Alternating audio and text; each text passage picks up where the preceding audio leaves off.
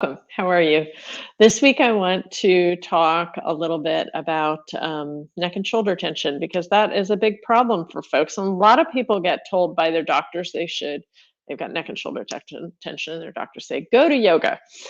And it's great. I mean, if a doctor recommends yoga, I'm always thrilled about that. But also, it often is really helpful for people. But there is one issue, which is that we often tend to think about our neck and shoulder pain from a anatomical and maybe a biomechanical perspective, which is nothing wrong with that.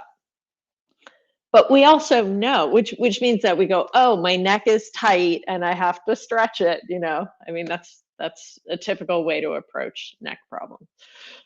Whether you're in the yoga profession or whether you're a physical therapist, I mean, that's typically how we approach neck problems. And the problem with that, or a chiropractor, the problem with that is that here's this other part of ourselves that's going, I'm so stretched out. I'm so stressed out. My neck is so tight. I'm so stressed out.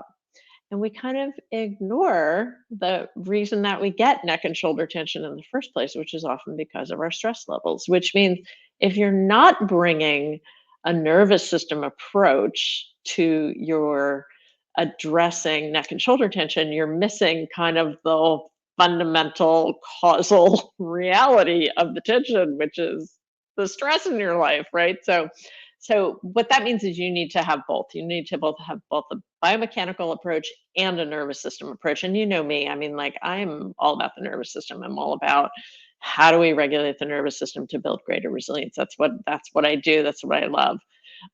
So I hope that I can offer a few things. Yes, then we know that the spine moves in the six directions, right? Rotation, rotation, two, flexion, extension, four, lateral flexion, six. Like, okay, we know that. And we know that the neck has to be able to move in all of those directions easily.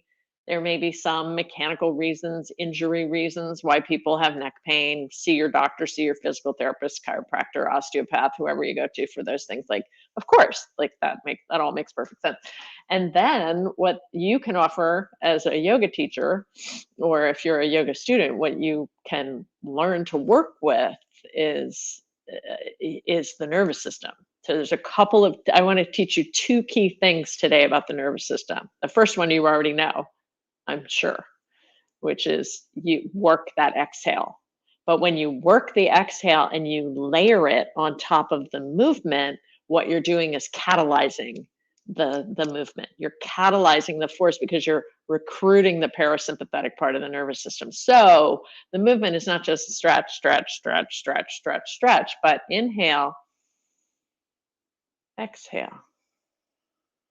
Linger in that exhale, right? That's where I'm firing up. I'm turning on the parasympathetic nervous system. I'm putting my foot on the vagal brake, right? Inhale, exhale. Linger in the exhale, and you're just kind of like pouring the rain of relief, the raindrops of peaceful, easeful feelings in your body. You're pouring that into the movement. This is what makes yoga so powerful, and why so many physical therapists are now integrating breath into their movement, because they're getting it, what the yogis have been talking about forever, which is that understanding how to work with the breath is going to have a huge impact on whether or not the movement, the mobilization, the stretch actually is effective, right? Okay, so that's the first piece. The second thing I want to talk about today, I'm only talking about two things. The second thing I wanted to talk about today is bring your eyes into the equation. Why eyes?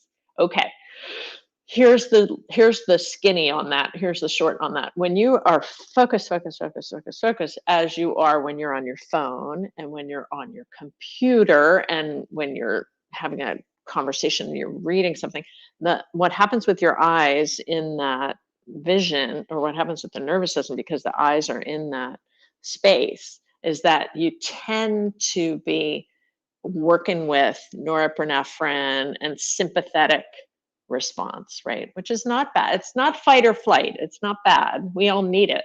It's the focus, concentration, pay attention kind of part, right? Okay, we all need that. But are you doing that 8 hours a day? Because if you are, you might be having trouble sleeping. That what the nervous system also needs is this panorama. Look around. And you can do it while I'm talking. Look around you at everything, move around. Now, I just did that with my shoulders, but I could also leave my shoulders neutral and just do it with my head.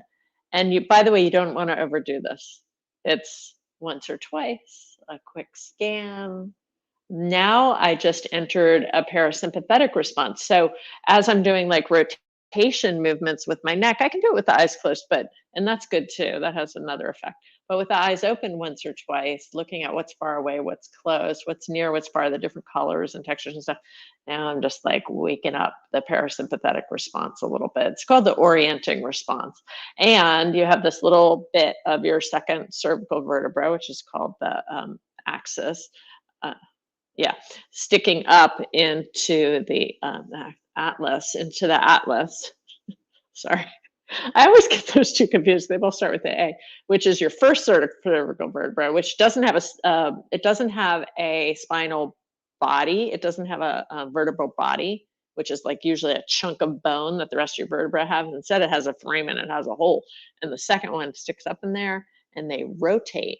And that free, easy rotation, that's why you can turn around and look at things. That has to be working well in order for the nervous system, again, to be able to easily go back to a parasympathetic homeodynamic state. Um, so use your eyes in your neck mobilization movements, use your breath. If you're using those two things, if you're teaching those two things, if you're a teacher, you're teaching stuff to folks that is really helpful and important.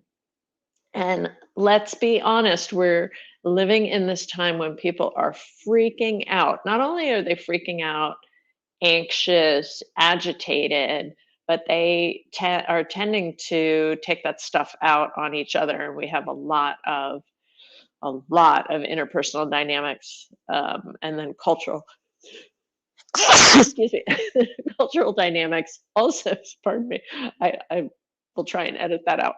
A lot of cultural dynamics, a lot of interpersonal dynamics right now that are making people nervous. And where does that accumulate? For many people, it accumulates in the neck and the shoulders. So it's a really important time to take really good care of your neck and shoulders so that you can continue to build resilience and show up for the people in your life that you love, show up in a way of optimism, hope, service, all of those things.